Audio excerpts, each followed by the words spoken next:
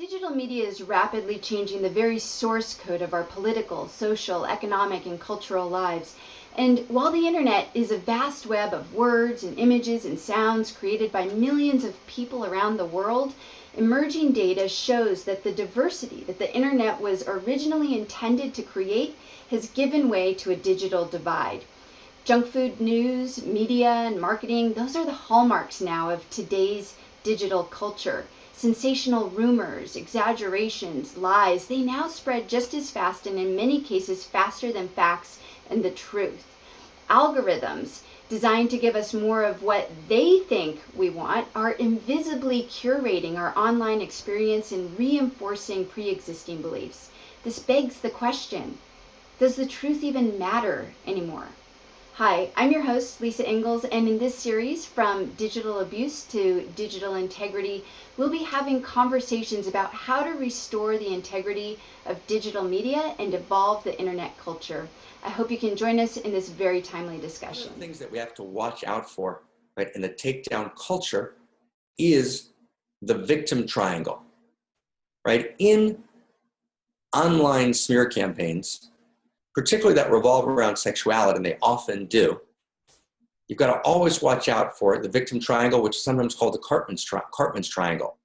And the triangle works very simply. There are always three core players in every situation. There are perpetrators, there are rescuers, and there are victims. And we think the lines between them are very clearly drawn, but actually they're not. And in the victim triangle, often the perpetrator disguises herself as a victim, or the perpetrator disguises him or herself as a rescuer. So whenever there's a smear campaign, one of the things you've got to always look for, smear campaigns never acknowledge that they're smear campaigns. That's never the case. Smear campaigns are driven by a host of ulterior motives, and often there's some malice at the core. Now, we'll do a separate installment on how malice operates in public culture, but for now, let's just say, citing Milan Kundera, the famous man of letters, malice must never admit of itself, he says. So malice always pleads other motives, right? No one ever says, right, I'm going to take someone down. I'm behind the scenes, arousing or inflaming an internet mob because I have an ulterior agenda. It never works that way. There are always figures behind the scenes who are pouring a falsehood or a set of falsehoods into the internet. It can often be carefully orchestrated, a carefully orchestrated smear campaign, but the claim of the smear campaign will always be noble motives. Right? We're protecting people. We're protecting future victims. We're protecting the environment. We're protecting capitalism, whatever we're protecting. But usually, when we're talking about, for example, sexual scandals, right, or financial scandals, right, there's always a protection of future victims. Now, sometimes that's true, but often it's not. Often, the people who are perpetrating the smear, and they disguise themselves either as victims, the claim that I'm a victim, but the victim can often be a perpetrator. That's critical to understand. Are there real victims in the world? For sure there are. And we need to stand on the side of real victims 1,000% and have zero tolerance for financial embezzlement, for sexual harassment, and for any of the genuine abuses of the integrity of the sacred individual. However, there are also perpetrators that disguise themselves as victim. They get their power from claiming to be powerless. And they tell a false story about finances, a false story about sexuality, and through the guise of being a victim, they perpetrate.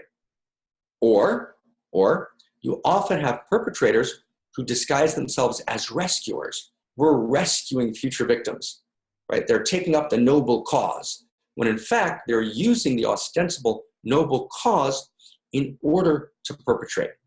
And so you've got to look very, very carefully. Are these people who are rescuers, are they really rescuers, or are they perpetrators? The victims, are they really victims, or are they perpetrators? And that distinction's essential. There's been two steps. Step one was, in culture, we ignored real victims. That was a tragedy. We've now realized that we need to enfranchise, right? We need to take seriously the cry of the victim. That's a core notion in the biblical idea. It kind of got lost. The biblical idea is about not letting the stranger be oppressed. The stranger is the victim, the vulnerable one. And to re-embrace that biblical idea at the core of our culture and to use the internet to support that is a beautiful evolution of consciousness. But now there's a second perpetration that's taking place in which the victim now has an enormous amount of power. Taking the victim's stand, claiming to be a victim, for example, of sexual harassment, right, is a very powerful stand. The victim gets an enormous amount of social reward, an enormous amount of approval, an enormous amount of uncritical adulation. And there's an enormous literature on this in the power feminist literature. So we need to be careful, right? Is the victim truly a victim? And if so, they have our full love and our full support. Or is the person insidiously pretending to be a victim, but they're really a perpetrator, pretending to be a rescuer, but really a perpetrator? And that means that perpetration, this kind of perpetration, cannot be tolerated, just like any other kind of perpetration cannot be tolerated. We have to have zero tolerance for perpetration, for abuse of all forms.